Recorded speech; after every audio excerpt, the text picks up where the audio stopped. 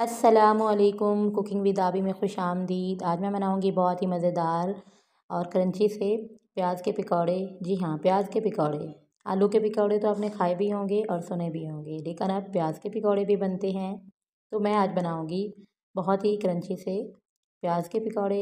इसके लिए मैंने लिए हैं 5 से 6 अदद प्याज और उनको मैंने बारीक कट कर लिया है। और उसमें मैंने डाला है 2 अदद सब्ज़ मिर्चें बारीक काट कर, थोड़ा सा धनिया उसको भी मैंने बारीक काट के डाल दिए हैं।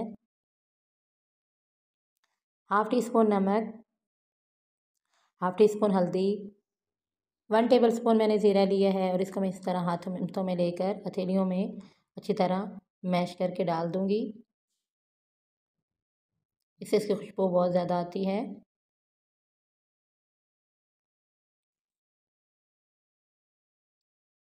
इसी तरह मैंने तकरीबन 1 टेबल स्पून लिया है धनिया।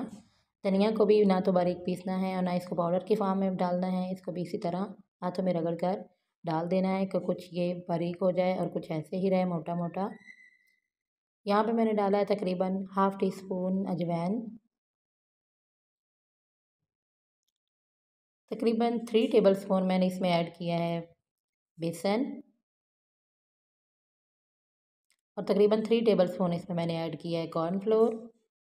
इससे कॉर्नफ्लोर ऐड करने से जो पकौड़े हैं वो बहुत ही ज़्यादा क्रंची होते हैं। हाफ़ टेबल स्पून इसमें मैंने रेड चिली पेस्ट ऐड किया है और इन सब चीज़ों को मैं अच्छी तरह मिक्स कर लूँगी। पहले ऐसे ही मिक्स करना है, अगर तो पानी की ज़रूरत ना हो तो नहीं डालना और अगर ज़रूरत हो तो फिर इसमें पानी ऐड करना है ज़रूरत के हिसाब से।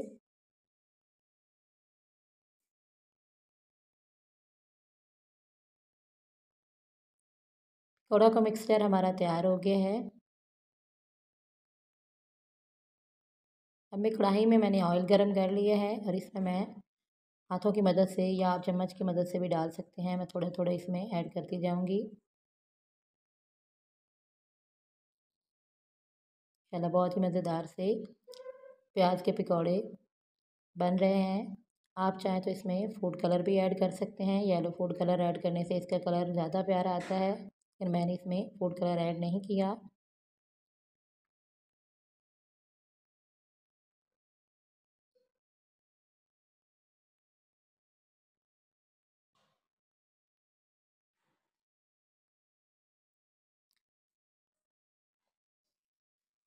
चलो, बहुत ही मज़ेदार से प्याज के पकौड़े बनकर तैयार हो गए हैं।